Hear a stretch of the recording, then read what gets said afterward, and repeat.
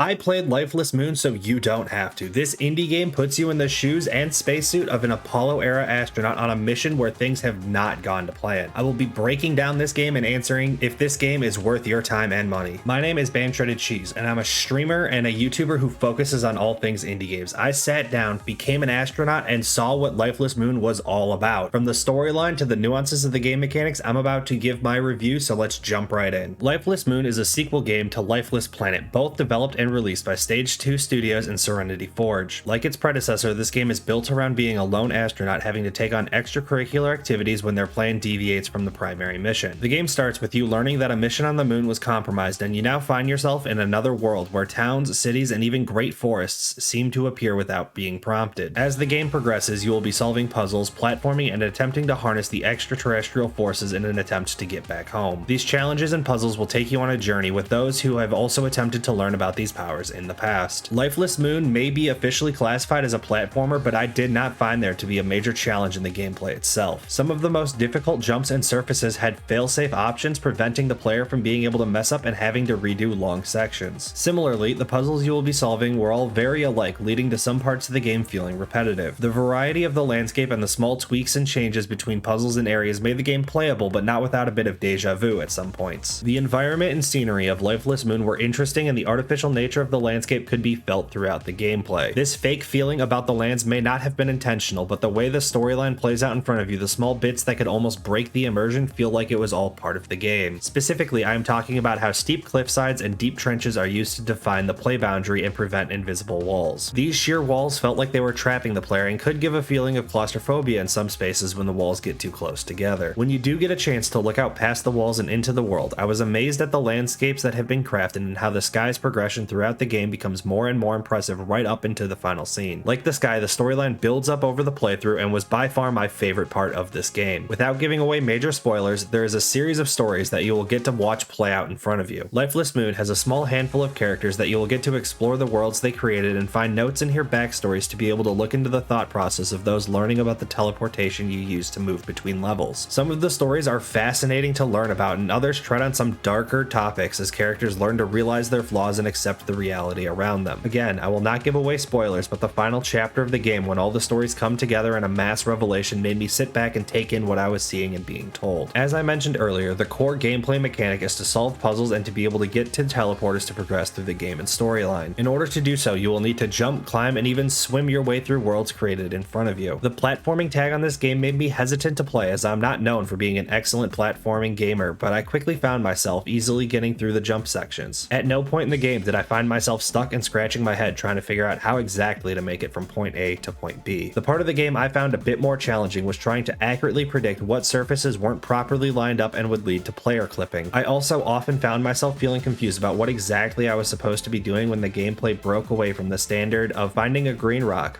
powering up the teleporter, and going through said teleporter. I would occasionally find myself running around for what felt like 20 minutes as I tried to figure out where exactly I was supposed to be and what I was supposed to be doing, as the objective in the menu was a bit vague. Being left on my own to figure out what I'm supposed to be doing is not necessarily a negative, but I found the game inconsistent at best. Sometimes I was given perfectly clear directions, and other times I was more or less on my own. There was a point during my playthrough when I did step away from this game. I had been playing for about 2.5 hours and felt ready for something else, but the intriguing storyline and curiosity alone brought me back to this game several hours later to continue my playthrough. If I'm being completely honest, the amazing storyline of Lifeless Moon is just about the only part of this game that stands out to me as something worthy of promotion. The gameplay lacked any feeling of challenge past knowing what to do. There was a lack of survival instincts in this game, as there was no real threats past your own silliness when you accidentally or intentionally jump off a cliff. I would have loved to see some more challenging platform sections or puzzles that required a bit more brain power to actually solve. Knowing I had spent 10 or more minutes attempting to figure out where I needed to be made the 1 minute of puzzle solving even more lackluster in my eyes. The exploration of the worlds felt like a weird mix of redundant and imperative, as there was often no reward for trying to search every last inch of an area until you suddenly stumbled into a Steam achievement for finding something. By the time I had beaten this game, I managed to find most of the achievements accidentally. Some of the missed achievements I realized were due to me not feeling inclined to potentially waste time checking certain areas out. And now, as I write this review several days later after playing through this entire game, I honestly still can't think of anything past the story that really stood out to me. I want to make it clear that the gameplay was not necessarily bad, it just didn't have anything truly intriguing or captivating that made me want to continue playing. I feel this game plays out more like a visual novel than an actual platforming style game. Lifeless Moon told a story that left me wanting more from the game. I feel there is some great potential for the game, and with the current setup there aren't any glaring issues that cannot be resolved. This game left me wishing there was another 2 or 3 chapters with new areas to explore, and that some of the existing areas get a much needed refresh to better build up the difficulty of the platforming aspects of this game. As the game currently stands, I would not say it is unplayable or to skip over this game entirely. I would instead suggest that anyone who wants to check this game out wait till it goes on sale, as the $20 price tag feels a bit high for a game that only took me about 4 hours to complete the first playthrough of. Should this game be further expanded or go on sale for $10 or less, I would absolutely give a seal of approval on this title. The storyline is worthy of giving this game a look, but without a bit of help or a discount on the sticker price, I can't see the story being enough to carry this game over some of the rough edges I have found. If this game does have any major updates like new chapters or reworked puzzle difficulty, I will be sure to update my evaluation of this game and would be happy to move this higher in my overall ranking for games. That is everything you need to know about Lifeless Moon. If you are curious about seeing the official ranking on the tier list, you're gonna have to wait until I have at least 10 games reviewed. So make sure you are subscribed to know when that comes out. If you want to see my other reviews, you can check out this playlist right here, and I will see you all next time.